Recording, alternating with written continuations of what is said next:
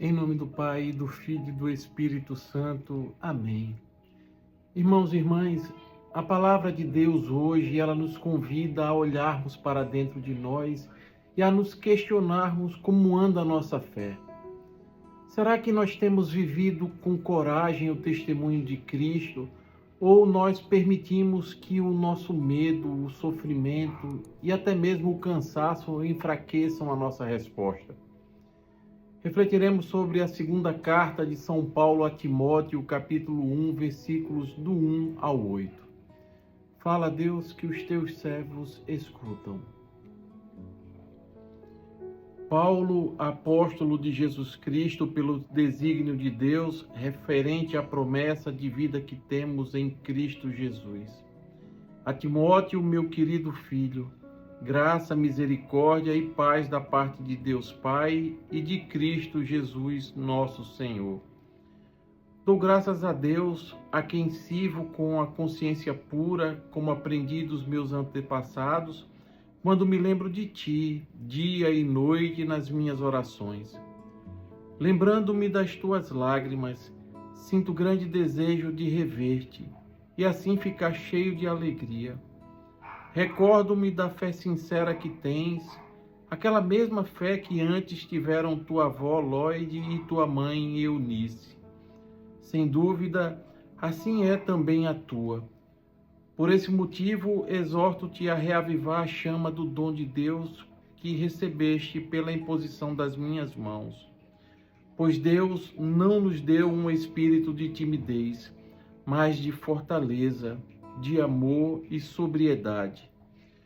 Não te envergonhes do testemunho de nosso Senhor, nem de mim, seu prisioneiro, mas sofre comigo pelo Evangelho, fortificado pelo poder de Deus. Palavra do Senhor. Graças a Deus. Reavivados na fé. Irmãos e irmãs, a segunda carta de São Paulo a Timóteo, ela nasce num contexto de dificuldade, mas também de fidelidade. São Paulo escreve como um prisioneiro, mas não como um derrotado. Ele se apresenta dizendo: Paulo, apóstolo de Jesus Cristo pelo desígnio de Deus, segundo a promessa da vida que temos em Cristo Jesus. E logo aqui neste versículo inicial, a palavra de Deus nos ensina que a missão ela não nasce da vontade humana, mas do desígnio de Deus. São Paulo ele não é apóstolo porque ele escolheu ser apóstolo, mas porque ele foi escolhido. E essa escolha, ela está ligada a uma promessa, como nós vimos neste versículo, a promessa da vida em Cristo. Mesmo preso, ameaçado e também esquecido, São Paulo declara que a vida não lhe foi tirada, porque ela está em Cristo Jesus.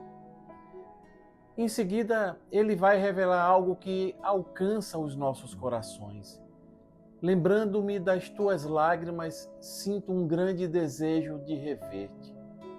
Irmãos, este é o retrato do coração de Deus. Um Deus que não ignora as lágrimas dos seus filhos.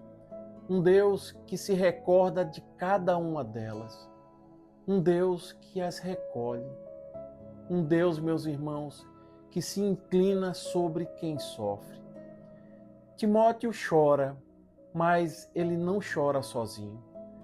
Assim também acontece conosco, porque nenhuma lágrima derramada é desperdiçada quando derramada diante do Senhor, meus irmãos. Mas São Paulo, ele vai continuar esta sua carta. Ele diz se recordar da fé sincera. Meus irmãos, São Paulo não está falando aqui de uma fé superficial, de uma fé emocional ou talvez de uma fé frágil, mas de uma fé que atravessa a dor sem se romper. Uma fé que confia mesmo quando não consegue entender as circunstâncias. É essa fé que precisa ser despertada em nós hoje. Não a fé que foge da cruz, mas a fé que permanece firme aos pés dela. É exatamente por isso que São Paulo nos exorta a reavivar a chama do dom de Deus que está em cada um de nós. Porque, meus irmãos, às vezes achamos que aquela chama se apagou. E exatamente aqui eu me recordo de uma conversa que tive com o saudoso Dom Henrique Soares sobre a chama que ardia em meu peito. Naquela ocasião ele dizia que era Deus falando em mim, mas que aquele mesmo Deus, mais cedo ou mais tarde, ele iria se afastar, não para me testar, mas para me convidar a uma intimidade maior com ele, a orar mais, a permanecer nele. Chamamos esse caminho de via iluminativa. Mas vejam, a chama ela não se perdeu. Talvez ela apenas precisa hoje ser reavivada. E esse fogo, esse reavivamento, é o dom do Espírito Santo recebido por nós no batismo, confirmado na missão, alimentado pela oração e pela coragem do testemunho. Irmãos, o problema nunca foi a ausência de Deus, mas o esfriamento do nosso coração. E São Paulo é muito claro. Deus não nos deu um espírito de timidez, mas de fortaleza, de amor e de sobriedade. Essa timidez que ele fala não é sinônimo de humildade, meus irmãos, mas de medo paralisante. Deus não nos quer acovardados, mas fortes no espírito, cheios de amor e equilibrados na fé. Deus nos deu um espírito de fortaleza, fortaleza para resistir, fortaleza para amar e não endurecer o coração, fortaleza para sermos sóbrios a fim de não nos perdermos pelo caminho. Por isso São Paulo vai concluir com um chamado exigente. Não te envergonhes do testemunho de nosso Senhor. Sofre comigo pelo Evangelho. Irmãos, o Evangelho tem um custo. Testemunhar Cristo implica muitas vezes em enfrentar incompreensões, rejeições e até mesmo prisões interiores.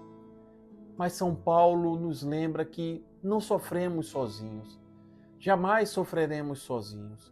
Nós sofremos fortificados pelo poder de Deus. Santo Inácio de Antioquia, mártir da Igreja, ele dizia que quando sou fraco e acorrentado por Cristo, então sou verdadeiramente livre.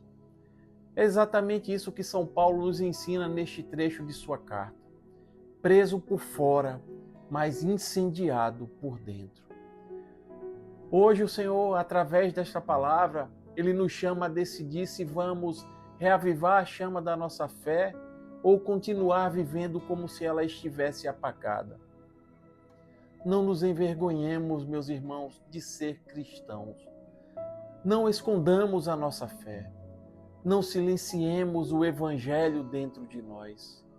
Porque o mundo, ele não precisa de cristãos tímidos, mas de corações em chamas. Amém. Louvado seja nosso Senhor Jesus Cristo, para sempre seja louvado e amado. Estivemos reunidos e permaneceremos sempre unidos. Em nome do Pai, do Filho e do Espírito Santo. Amém. A alegria do Senhor seja sempre a nossa força. Santo dia, graça e paz.